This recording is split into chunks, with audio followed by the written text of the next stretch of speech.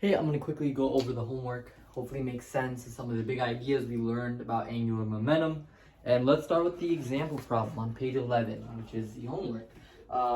50 kilogram person's rotating on a stool, right? I don't know, here's a stool. And we're just going to assume the person's a solid cylinder. So I'm going to draw just that. And it's going to have a mass of 50 kilograms and a radius of 0.2 meters. And they're holding two of these masses, right? 2 kilograms each. And we're just going to assume that these are point masses, and this sort of radius, this sort of distance is 1 meter for each. And we want to figure out what is the angular momentum if they are rotating at an angular velocity of 2 radians per second. Right? So hopefully this isn't too bad. We know that angular momentum is your rotational inertia times omega. So, sorry, I had something in my throat. If we have L is going to equal the inertia. So when it comes with like a bunch of these objects, right? We have these two masses in cylinder. We're going to do I of person plus I of mass plus I of mass. Hey, guess what? So two of the same thing. So if you're adding two things, I'll just do 2 times IM, right? Because you have two masses. So it's 2 times IM. And then omega is 2 radians per second. So we just go ahead and use our bridge equation. Not a bridge equation, sorry. We're just going to use the rotational inertia, which is given 1/2 m, which is, so 1/2 mv squared, right? Or, sorry, 1/2 mr squared. Kilograms, 0.2 meters squared plus 2 times, and then the rotational inertia for the point mass is mr squared. So we're going to do 2 kilograms and then 1 meter squared. And I'm just going to double check what I got. 0.2 times 0.2 times 50 times 5 plus 2 times 2. If you add this all up, you should get an angular momentum of 10 kilograms meters squared over seconds. Awesome. Hopefully that wasn't too bad and it was pretty straightforward. We're going to go over to problem 2. What happens when they pull their arms in? What happens to their angular momentum stays the exact same because there's no net torque to cause a change in angular momentum. Okay, hopefully that's one of the big ideas we picked up on. And the rotational inertia obviously decreases because the same mass, it's just closer into the axis of rotation, right? This is just unit 6 stuff.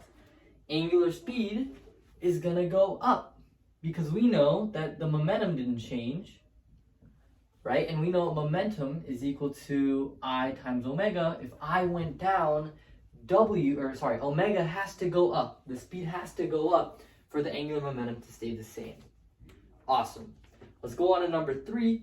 Using the conservation of angular momentum, let's calculate the final angular speed when they pull their mass into a radius of 0.2 meters. So basically when the masses literally just get on the cylinder, right? When they pulled in the mass, we know that if there's no net torque, momentum initial is momentum final, or angular momentum is equal to angular momentum final. So we'll do I initial times omega initial is equal to I final minus omega final.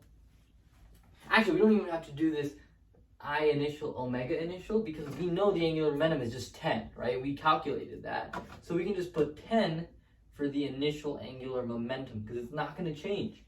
So I know all I got to do is just divide it by that new I final, that new rotational inertia, which is going to be 1/2 mr squared plus, it's literally just this equation, but just with new values. So it's going to be 1/2 50 kilograms times 0.2 squared plus 2, and this is what changed, right? That for the point masses, it went from 1 meter to 0.2 meter.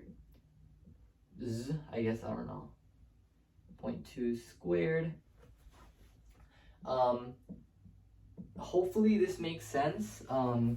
The math I'm doing on the board is a little messy, but hopefully this isn't too bad. So we're going to do 10 divided by 0.5 times 50 times 0.2 times 0.2 plus 2 times 2 times 0.2 times 0.2. You should get an omega final of 8.62 radians per second squared. So once again, this all just comes from the idea of conservation of angular momentum. We know that angular momentum is initial, or we know that angular momentum initial is going to equal angular momentum final if there's no net torque.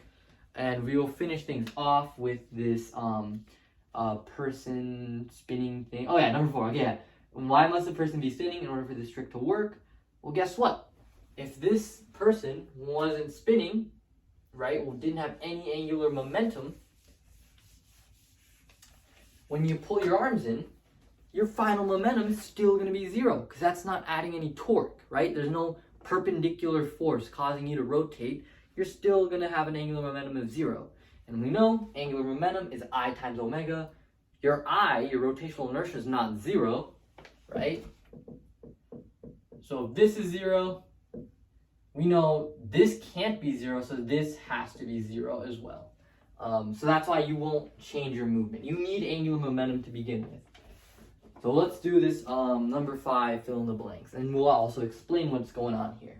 Try this one on your own. I really encourage you to get some SCP-6 practice here. Fill in the blanks. A diver launches herself off the diving board. She's barely rotating, and then all of a sudden, she pulls her, what did I say? Oh, that's a blank, and I just gave it away.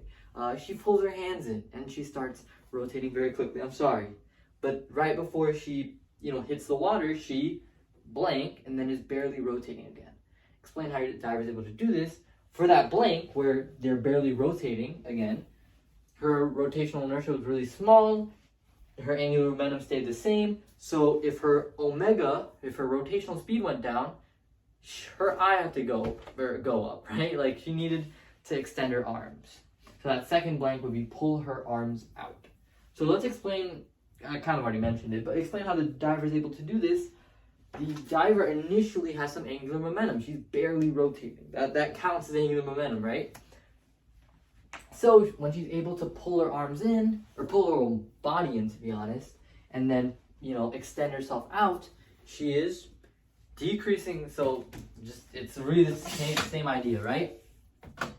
L is constant.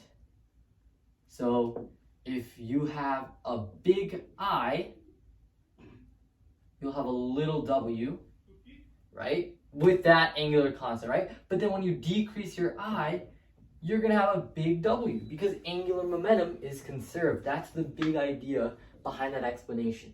So hopefully everything makes sense in terms of angular momentum. Thank you for watching, and I'll see you later.